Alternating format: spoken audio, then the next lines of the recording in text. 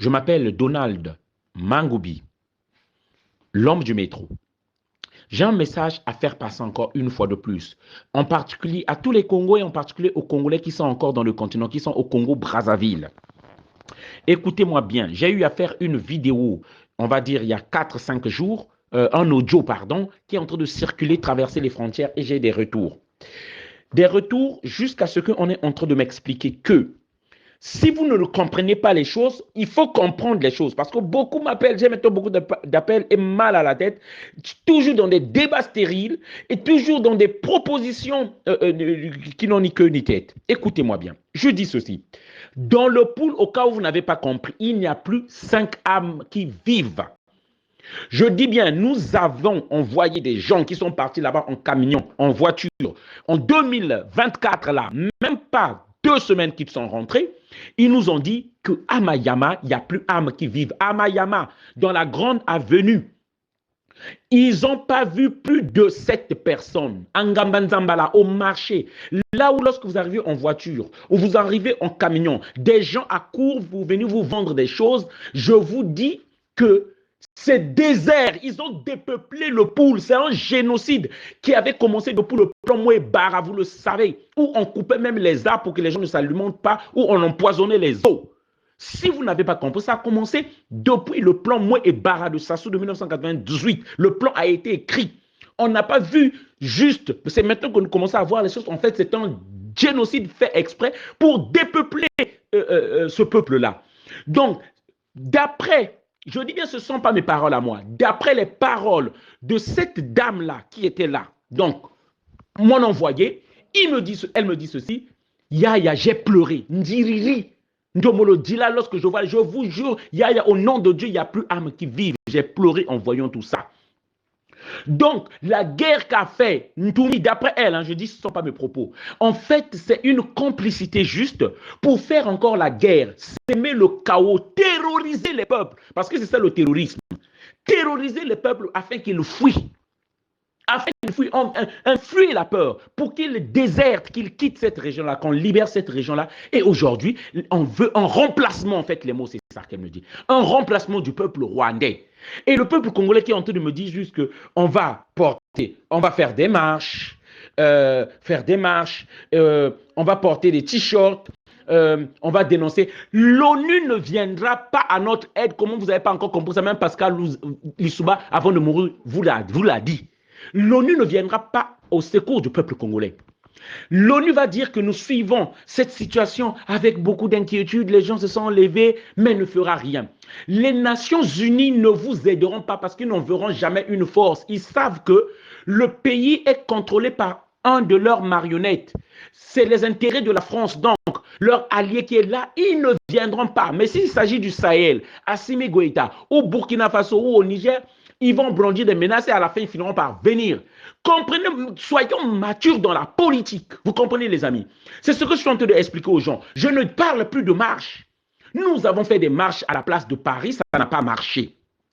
Lorsque vous allez faire des marches, ils vont vous attendre jusqu'à ce que vous vous fatiguiez seulement et ils vont savoir que vous allez arrêter bien après. Moi, je parle de la prise de l'ambassade du Congo-Brazzaville ici en France, pour nous qui sommes en France ici.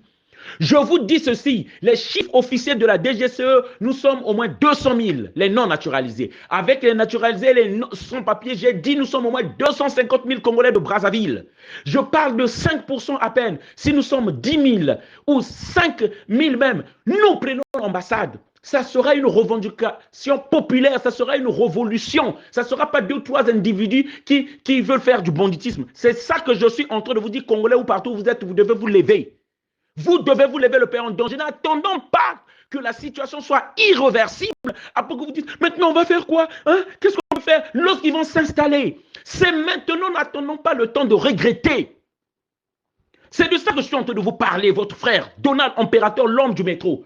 Moi, lorsque je pars défier les Français, lorsque je pars dire ces Français-là, regardez Kémy Séba, on vient d'enlever la nationalité, hein, à cause des mêmes choses que nous faisons dans le métro, là, ce que nous dénonçons de la France, là, en France, ici, là. Donc, c'est un danger. Les Congolais ont choisi de rentrer au pays, de vivre une vie calme, de conserver leurs papiers. Parce qu'ils savent lorsqu'on va prendre l'ambassade, eux, ils vont attendre pour les papiers. Ça ne les arrange pas, ils doivent voyager, aller baiser les femmes au Congo-Brazzaville. Mais c'est ça qui les intéresse.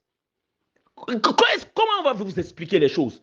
Il est temps, faut qu'on se lève. Moi, je ne suis pas démissionnaire. Lorsque j'ai dit que si ça continue comme ça, je préfère aller vivre en Afrique de l'Ouest. Je ne suis pas démissionnaire, même aujourd'hui. Si le peuple est mobilisé, moi, je serai avec vous pour aller prendre l'ambassade. Hier encore, c'était le 16 mars 2024.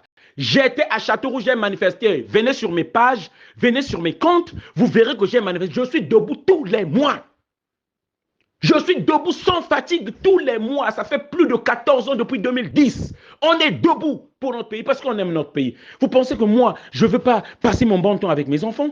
Vous pensez que moi, je ne veux pas prendre du bon temps aller au Congo? Vous pensez que moi, l'argent qu'on me propose, je ne vais pas manger et vivre ma vie tranquillement, me casser d'ici, oublier les Congolais? On m'a proposé 300 000 euros si vous ne le savez pas. On m'a proposé 2 ou 3 fois de l'argent. On nous a payé à l'ambassade, je ne suis jamais allé.